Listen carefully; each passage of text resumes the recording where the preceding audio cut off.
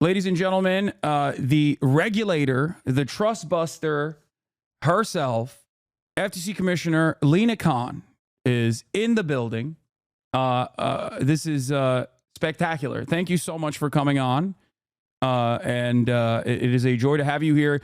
It is actually a momentous time to have you here as well, as breaking news just came out approximately half an hour ago that a judge has blocked Kroger's $24.6 billion merger with Albertsons, where the judge sided with the FTC, finding that the deal would reduce competition for U.S. grocery shoppers. Not sure if you want to speak on that at all. I don't know. I mean, it is breaking, but thank you so much for coming on. Well, thank you so much for having me. It's so great to be here with you. And yeah, I was just literally before I jumped on this reading the opinion that we just got from this judge in Oregon. This was the largest proposed supermarket merger in U.S. history. It's still in litigation, so limited what I can say, but this is a big win for the FTC. Hell yeah.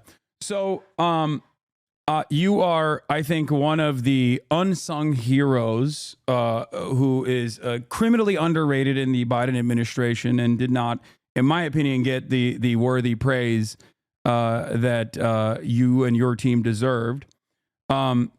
Having said that, I wanted to talk to you about a lot of the the issues that you've tackled. But before we get to that, if you don't mind, is it possible for you to describe maybe what you do and what the concept of trusts are or monopolies are and how they come about in America? Yeah, happy to. So I serve as chair of the Federal Trade Commission. This is a federal agency that was created 110 years ago. We actually just celebrated our 110th birthday. And the agency was created basically against the backdrop of the robber barons, right? The industrial trusts. So think like the meat trust, the steel trust, the oil trust. And basically what had happened was we'd had the Industrial Revolution, all of these great technological advances, these new technologies, but simultaneously a lot of concentration of power in the hands of a relatively few number of individuals and firms. At that time, the way that these monopolies were organized as businesses were kind of trusts, hence antitrust, hence trust busting. But the basic idea was really one that goes back to all the way to the founding, which was if what we care about is Americans being free and having real liberty and not having to worry about the arbitrary exercise of power, you need to have safeguards against the state. And our Constitution does that in terms of checks and balances. But you also need to have safeguards against tyrants of trade, as they were called, as of private monopolies, because you need to safeguard against concentration of private power as well. Because, the way people experience freedom in their day-to-day lives is less through interacting on an ongoing daily basis with their government representative, but is through all of these commercial interactions and transactions and economic relationships. And so if you allow bullying and coercion to be okay in our economic realm, that's really going to undermine people's experience of freedom and liberty, right? And so the principles of antitrust and anti-monopoly are actually foundational to our country as a democracy. So that's kind of the original vision. Our agency is small. We're like 1,300 people, but we have oversight across the entire economy. We have a fantastic team. Under this administration, we've really been trying to reinvigorate how the agency enforces the law, uses its tools, and really turn the page on a approach since the Reagan years that had assumed that kind of big is always better and that somehow monopolies are going to deliver lower prices and be better for us. And I think we're just living with reams of reality that contradict that. And so we need to update how we enforce the law too. Can we talk about that a little bit? Because I feel like this is directly against the normal understanding of trust, both universally in other OECD nations, but also specifically in America, throughout American history. The notion that I think the American conceptualization of monopolies and whether they are worthy of scrutiny or whether they're worthy of being busted, right, is entirely dependent on the consumer impact, right? I feel like this is different than just fundamentally how monopolies or oligopolies occur.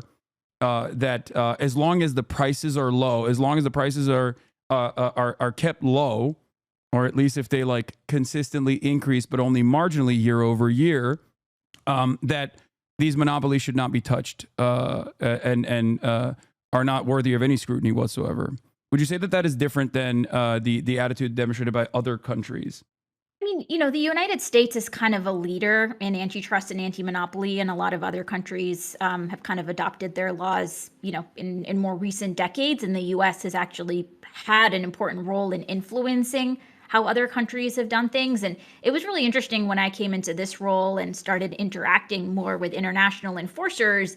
They were kind of taken aback because for decades now, US enforcers had kind of been chiding other countries and saying, hey, you got to be nicer to your monopolies.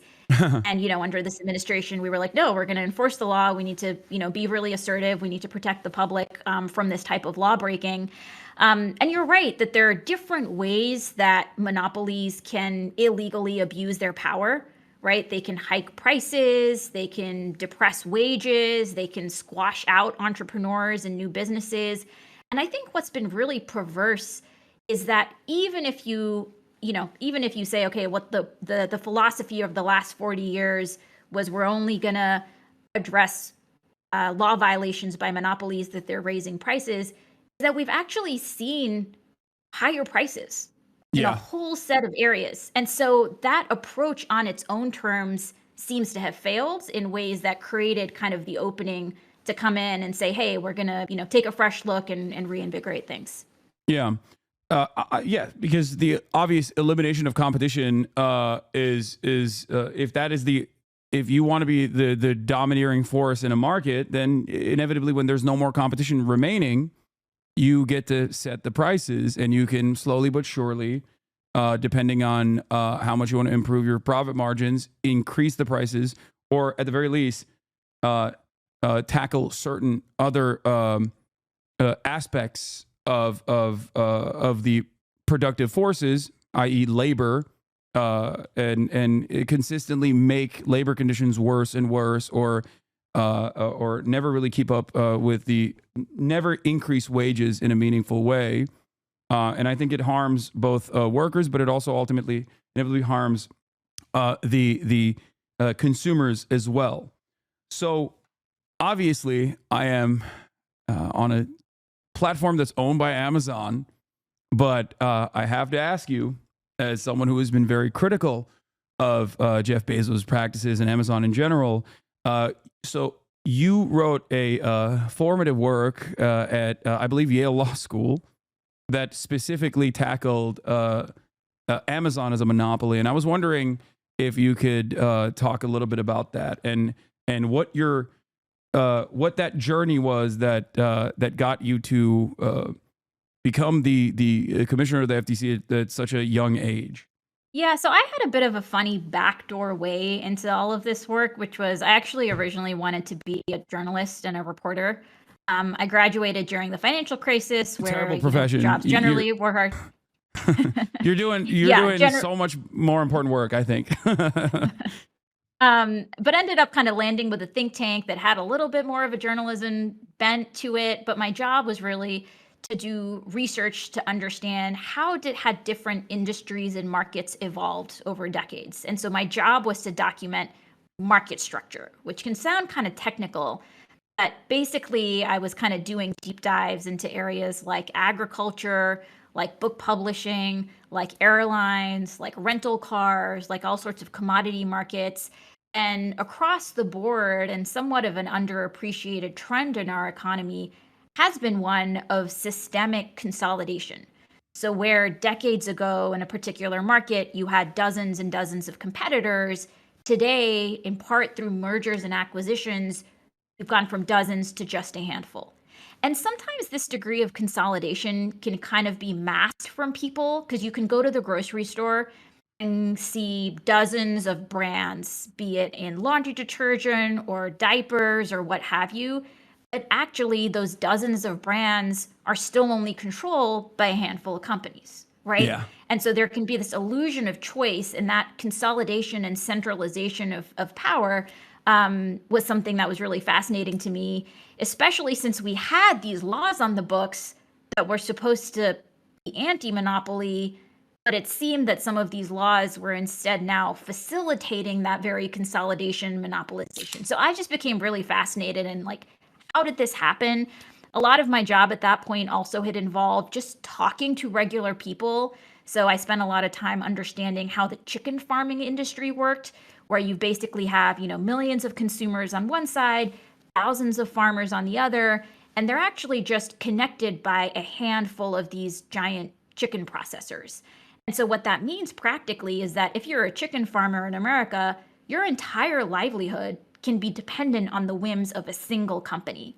And talking to these chicken farmers, you sensed a real sense of fear, honestly, about not wanting to get on the wrong side of this firm, about waking up one day and getting handed the sickly chicks instead of the healthy ones. And it was just an exercise of arbitrary power that our nation and our values are supposed to be against. And so fast forward, decided to go to law school, ended up writing this paper that was in part informed by the conversations I had with investors and the small businesses that were selling on Amazon.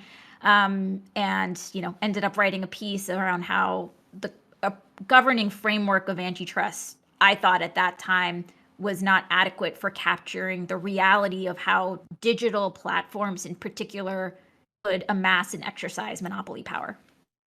Yeah. One of the predatory practices of Amazon that's like pretty obvious for people is routinely trying to purchase using the algorithm that they have inside of their sales structure to figure out like what products are actually working really well, and then as far as I understand, either trying to buy out these companies in its entirety, or if they don't play ball, if they want to retain ownership over their product, like creating an alternative product, pushing the I believe it was a diaper, right? Like there's a diaper company, there's like a story around a diaper company that's like very famous, creating a Amazon basic version of that same product, pushing down within its own search function the competitive product, and also underpricing like the new competitive product that they've made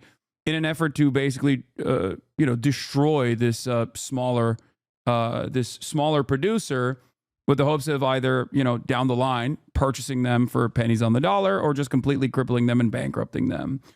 This practice of undercutting, I think, is commonplace in virtually every aspect of American industry, from Walmart coming into underserved neighborhoods and closing up shops, the mom and pop shops in general, and then when there's no more profit to be squeezed out in these underserved neighborhoods, like just closing up shop and leaving entirely, leaving places like West Virginia, for example, without any sort of grocery chain that they can rely on.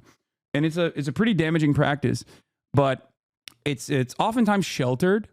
It's oftentimes not immediately addressed. And I guess I wanted to talk briefly about the communication strategies, because something that I've always been fascinated by is the invisible ways in which the government works, that we kind of take for granted, from the FDA, all the regulatory agencies, like the FDA down to the FTC, SEC, and or even like the National Weather Service, for example. Like we don't really factor in the ways in which like our lives are made better and improved by people like yourself. So how do we address that? What are some of the biggest W's, for example, that you have had with the FTC under your reign, under the Lina Khan regime, that you don't think has gotten like proper consideration?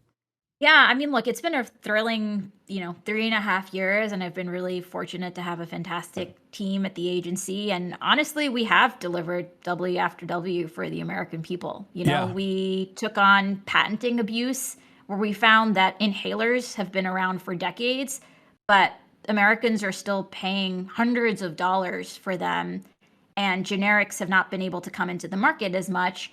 Our team took a close look and figured out that part of why that was is that some of these inhaler manufacturers are listing patents for things like the little piece of plastic on your inhaler. Yeah. And so we called that out. And then 3 of the 4 big inhaler manufacturers said they're going to drop how much Americans pay down from hundreds of dollars to just $35. We've taken on non-compete clauses.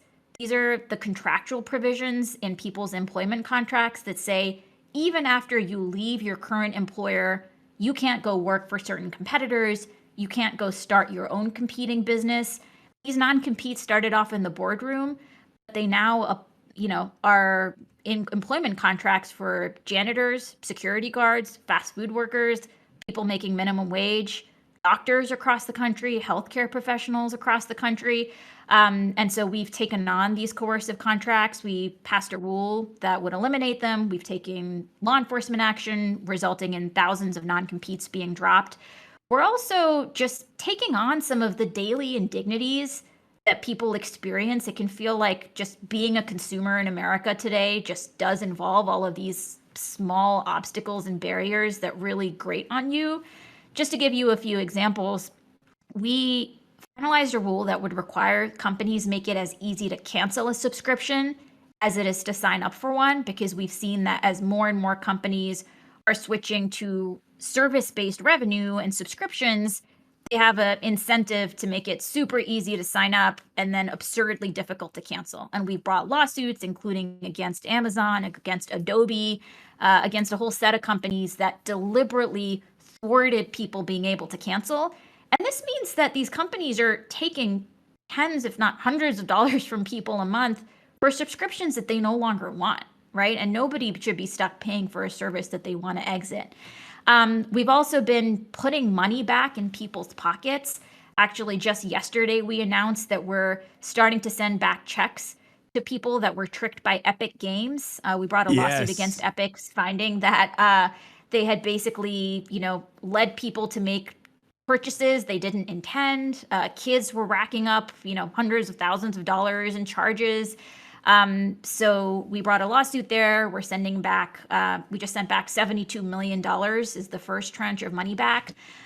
We've been going after data brokers, which surveil Americans and collect all sorts of sensitive data, like your medical history, your precise geolocation, your browsing history, making sure that there are some kind of rules of the road there and how this sensitive data gets used and making sure it's not exploited. So, we've done that. We've taken action across healthcare markets, across grocery markets, wanting to make sure that our markets are fair and open and competitive. That's that's a W after W. So do you feel like there is a way to properly communicate these things to the broader public? Like, if we're going to be super serious, I know you're a government official, so I don't know, how much, like, what you can say in an official position, in an official capacity, but like, do you feel like the coverage on this has been sufficient? Because I was rather shocked to see you on 60 Minutes, if I'm being honest. Like, you rarely ever see invisible government employees be prominently displayed like this. But do you feel like this is a good thing? Do you feel like it was enough? Should there be more of it? These are the questions I have for you. Yeah, look, I made it a priority to really engage broadly with kind of media across the, entire landscape. I also made it a big priority to go out and learn from people across the country. And, one thing that's interesting about the type of job that I have is that it's very easy to become very insulated, where the kind of people that you're interacting with, the kind of information that you're getting on a day-to-day basis is coming from a relatively small number of sources, and it can lead to blind spots. And so a big priority for me has been actually opening the doors of the agency and just making it easier for people to give their views on what's happening out there, to share problems that they're seeing. So we started doing these regular open commission meetings where anybody in America can come and talk to me and my 4 colleagues as commissioners, tell us what they're seeing. We have, franchisees come, people who drive for ride sharing companies. We've heard from people who have lost family members who were rationing insulin because it's so expensive. We've heard from people who have kids are suffering from abuse on social media. I mean, just like the full landscape. And we've also done listening sessions across the country. So we've gone to places like Baraboo, Wisconsin, and we went to Colorado to listen to farmers. We went to Kansas City to listen to independent pharmacists. We've really just traveled the entire country to make sure we are just getting out of the bit of the Beltway bubble and trying to make sure we're hearing directly from people about the economic challenges they face, and then also use those opportunities to tell them, here are the tools we have, here's what we're doing. And I think one thing that's really important here is one one pathology that you can see sometimes in economic policy making is a lot of reliance on certain types of models and theories and assumptions that can become somewhat divorced and detached from economic reality, right? I mean, we saw that during the financial crisis, but I think we've seen that at various points since. And so, getting out there and hearing from regular people and making sure we're using that to inform our understanding of what's happening is also a good antidote to, again, making sure we just know what is the economic reality rather than just relying on some of these filters. You've also utilized the Copyright Office to tackle the age-old problem with not only right to repair, which spans across many other key sectors, something that farmers have been advocating for consistently with like John Deere tractors and whatnot, but also with McDonald's franchisees that now have the right to repair their own ice cream machines due to your comment that you filed in support of this change. I feel like these are very meaningful. They're small but very meaningful ways in which you are working to change people's lives. Now, I guess the question I have is, it seems like we have a new administration coming in, the Trump administration. Now, there have been some interesting developments in terms of the way that Donald Trump at least responds to public pressure in a unique way that is unceremonious, unorthodox in comparison to his other Republican counterparts. Are there things that Biden could do to at least, from what I understand, there is a thing that Biden could do right now to extend the amount of time you have as the head of this agency? Given your a very popular track record so far and all of the meaningful ways that you have helped regular American citizens. Do you feel like there is an extension process that could possibly happen? I know this is a little bit of a difficult question to answer, but are you at liberty to discuss certain things or at least like speculate on it? Or is that too inappropriate to ask? Look, I mean, the president always has the chance to nominate whoever they want, and if the Senate wants to take that up, they can do that. Time is short, and they're kind of focused on getting through set of people who've already been nominated. But I defer to the president and the Senate on what they choose to do there. I can't speculate about what's going to happen in the future, but we're just focused on using all of the time we have right now to get as much out of the door where we think if there are law violations, we want to bring lawsuits to make that clear. If there are rules that we think would address, persistent problems, be it on things like junk fees or privacy abuses for kids, we're focused on using the time we have to get those improvements. There are some unique supporters of yours within the Republican caucus as well, which is why I was wondering. You have, I believe, even Josh Hawley, who has stated, or other Republican politicians that have stated their support for some of the actions that you've taken. And I was wondering if there's any veracity to that. If there's any, you are popular in a bipartisan manner, it seems. Even though there were certainly some fissures, even with the way that I guess the Harris campaign was communicating, given some of their corporate benefactors. This is not what you're saying. This is what I'm saying. This is my assessment of the situation. Um, so I guess you have a limited time frame that you can operate in, at least all things considered at this point, and you're using that time, that valuable time that you have to continue fighting the good fight. Is there? I guess the question is there any? Is there any? How do I ask this? Is there any honesty to the ways in which the Republicans have communicated that they like you, the Republican politicians? Have you had any conversations with Republican politicians that say that have given you assurances in terms of maintaining your position as the commissioner of the FTC? I'll just say generally, in this job, I've gotten the chance to interact and engage with and meet with senators and members of Congress from both parties. And taking on monopolies that are abusing their power is not a left issue. It's not a right issue. It's an American issue, right? And Yeah. like when we went around the country, honestly, I would meet with people who would say things like, I've been a lifelong Republican, and let me tell you, your work to eliminate non-competes is the best thing government has done in my entire life. Right? I mean, the level of cross-partisan support that we have gotten for our work, I think, is truly off the charts. And you see that sometimes reflected in how members of Congress are engaging with the FTC.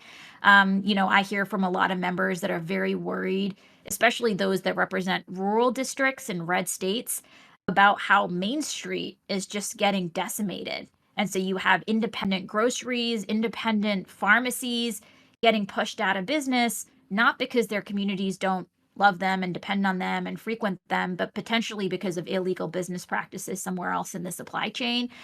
We hear bipartisan concern about, private commercial surveillance and how that's affecting people's rights. I think on things like junk fees and subscription traps, I mean, taking those practices on is pretty unobjectionable. So I do think that we see a lot of, at a grassroots level, popular cross-partisan support for taking on illegal monopolies and illegal, actions by corporations. I think what you see going forward, we're just going to have to wait and see in terms of, what a future administration decides to do in terms of continuing some of this work or trying to reverse it. Yeah, I mean that's amazing. So one of the areas of interest for you has also been healthcare, and I was wondering if you have any initiatives lined up for that as well. If you want to speak on that, seemingly this is a point of concern for a lot of Americans that are, I guess, experiencing the many different awful aspects of for-profit healthcare in general, and the ways in which a lot of these healthcare providers have utilized the exact same vertical and horizontal integration to drive up costs and to offer inadequate care and engage in some of these other illegal business practices. Yeah, healthcare has been one of the top priorities during my time at the commission, just because, this is not discretionary purchase for people. Like, this is oftentimes life or death in some of people's scariest moments. So there are a few aspects of our work here. One is we've been taking on hospital mergers. There have been just decades of mergers between hospitals, and there's a lot of research showing that after hospitals merge, prices go up and quality of service goes down. It also can contribute to things like hospital deserts, especially in rural parts of the country. Yeah. We've also been focused on this issue of private equity coming into healthcare, where you have these, New York-based private equity firms that will come in and do these things called roll-ups, where they kind of buy series by series these whole set of smaller, say, anesthesiology practices or other firms that in the aggregate has rolled up and consolidated the whole market. So we brought a lawsuit last year against one of these private equity roll-ups that happened in the anesthesiology market, where this company came in, rolled up these anesthesiology providers, and then jacked up the prices. That was something that had been a bit more under the radar, and we've kind of shed more of a light on it. We're also looking just more generally at what are the drivers of higher drug prices for people, right? I mean, we know as a country, we spend more on healthcare and get worse outcomes, and people are paying more, especially for drugs that cost a fraction somewhere else. So I mentioned what we're doing in terms of scouring for patent abuse. And so what we did for inhalers, we've also now trying to do for EpiPens and things like Ozempic.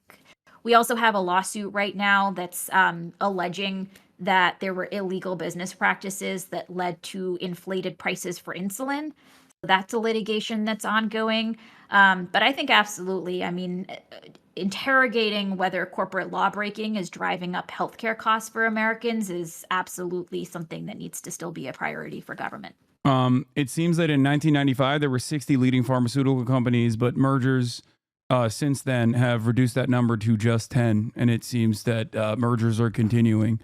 Um, this is there a way that is there a way to directly communicate to the people that are listening, like how that ends up driving up costs, like to talk about it at the individual level? Because in the same way that you mentioned, in the same exact way that you mentioned how pharmaceutical corporations oftentimes engage in like patent cycling, which is very common. It's super common practice in general to disrupt the or to engage in like uh, uh, a patent ownership over an extended period of time. Is there some way to talk about that specifically with pharmaceutical mergers? Yeah, happy to. And I'll give you a specific example in terms of a case we brought. So, we brought a case last year looking to block the merger of these two companies called Sanofi and Maze. And Sanofi at that time had a monopoly on the drug for something called Pompe disease, which is this really awful kind of muscle degeneration disease where people need medicines, and those medicines can be very expensive. And so Sanofi had a monopoly on that. Maze was this newer company that was in the process of developing a different treatment for Pompe disease. And this other treatment could, if it got to market, be a game changer because Sanofi's drug, you basically have to go get an IV biweekly.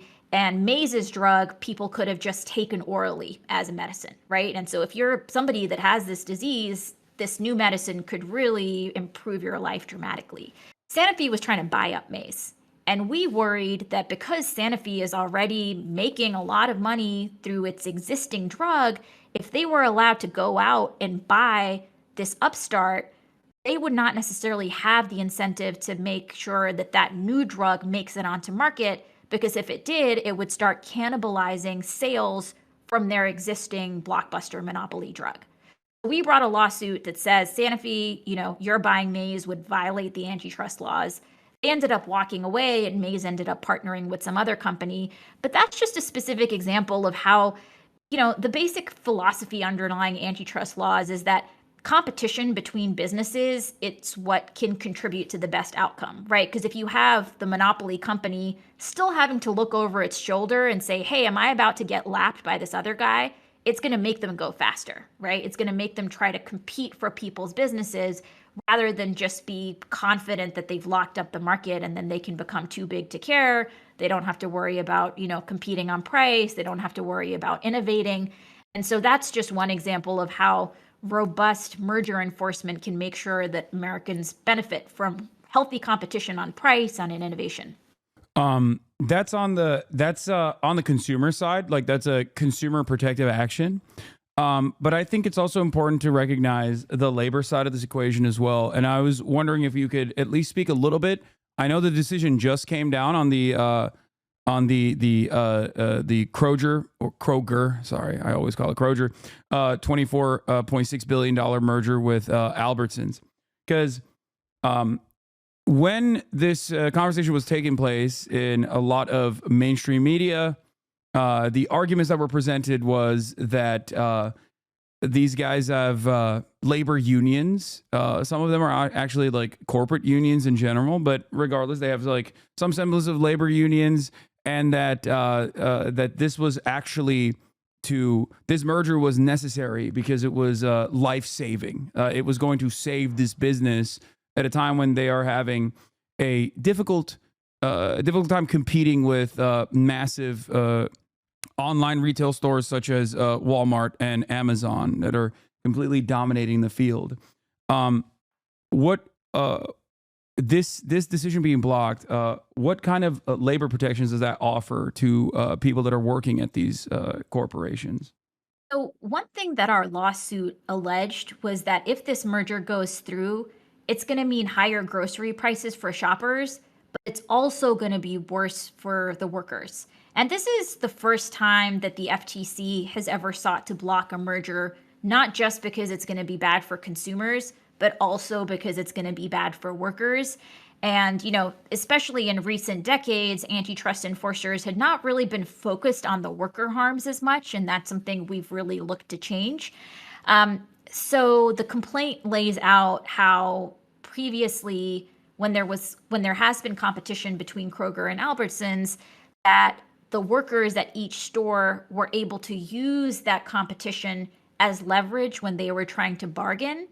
And that if you allow these two companies to merge, that leverage that comes from having a potential alternative employer or an alternative store where customers can go if there's a strike, but eliminating that leverage point and bargaining leverage would ultimately be bad for workers. So again, this is still being litigated, but that was in the complaint as an explanation for why this merger would be bad for workers. When the FTC team put on the trial, they actually had on the stand some of the workers that are currently employed by these stores so that they could also share their experience. And just generally, I mean, there's a lot of empirical evidence that now shows that after mergers, workers have seen, pay cuts or a limit in any pay rises. You often see layoffs. You can see workers have less negotiation power to figure out, will I even have a stable, predictable schedule? And so, these are all dimensions of competition on the labor front that are important to protect for people. Um, Lina Khan, thank you so much for coming on. I know you had limited time here. You're obviously very busy doing incredibly important work, both advocating for American workers and also advocating for American consumers. I hope to have you again on the broadcast soon. I know you have a busy day. Thank you so much for taking some time out to talk to us. It was wonderful to have you. Is there any last note that you want to end this conversation on? No, just want to say thank you for having me on. And yeah, we'll look forward to continuing the conversation. All right. Have a good one. Bye. You too. Take care. Bye bye.